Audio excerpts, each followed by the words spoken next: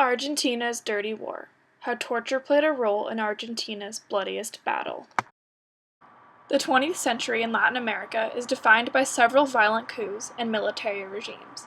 Millions of people were murdered or disappeared by the governments during the second half of the century. Argentina did not escape Latin America's political revolution.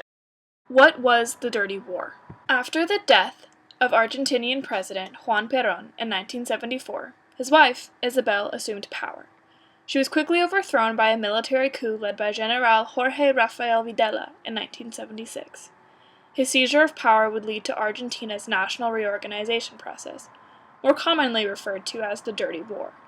From 1976 to 1983, the military dictatorship that had control of the country caused the death, torture, and disappearance of nearly 30,000 people. A determination to preserve power encouraged military and police forces to commit massive human rights violations. Their objective was to eradicate any sort of social base for insurgency. All potential left-leaning groups, along with their friends and families, were picked up, detained, tortured, and usually murdered. It is important to understand Argentina's economic, social, and political situation before discussing the Dirty War. The 1950s and 60s were plagued with social and political unrest. There were multiple coups, which crippled the country's economy. 1946 would see the emergence of Juan Perón, who was loved by the people, but his economic and political policies, which came to be known as Peronism, despite its best efforts to fix Argentina, caused a devaluation of the peso and massive inflation. 10 years later, he was ousted and exiled. However, the government that replaced Perón did not last long. There would be 2 more coups prior to his return. He was met with open arms by the majority of Argentinians, but this would not last. His death, and the events that ensued, led Argentina down a path whose effects are still felt today. The Dirty War, defined as the years from 1976 to 1983, was a political war aimed at quelling all potential insurgencies. It was a period of mass state-sponsored violence and terror. The use of torture and violence against the Argentinian people, and even some international workers, is what makes this period of terror so horrifying. Torture plays a very prominent role in the Dirty War. Many of the victims were left out in fields or placed in mass graves after they were killed. The disrespectful discarding of victims served as a warning to others in the country who were considering or currently supporting anti-government groups. The Videla government did not discriminate. It is accused by human rights organizations of torturing and killing men and women, the majority of which were trade unionists and students. Torture only guarantees pain. It never guarantees the truth.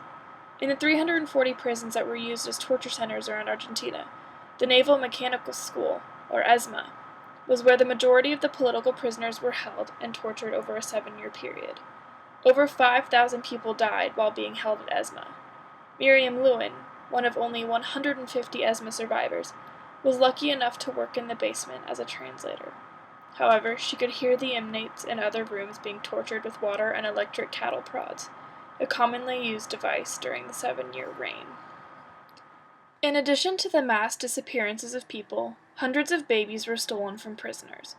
Pregnant detainees were kept alive until the baby was born, and then usually killed by either being sedated and thrown out of a seaplane into the ocean, or tortured to death. The military guards would give the child to a military family, or a couple thought to be sympathetic to the regime.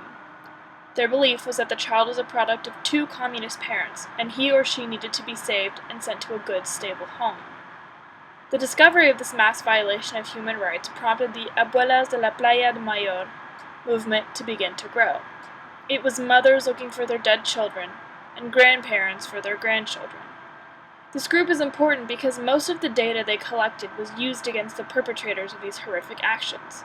A trial in 1985 convicted 5 out of the 9 former junta members of crimes against humanity. While Latin America is not unfamiliar to military violence against its people, it is unfamiliar with justice.